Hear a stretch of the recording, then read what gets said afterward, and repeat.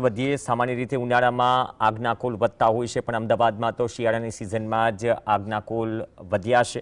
છેલ્લા એક સપ્તાહમાં અમદાવાદમાં આગના 51 કેસ મળ્યા, 98 જેટલા રેસ્ક્યુ કોલ મળ્યા.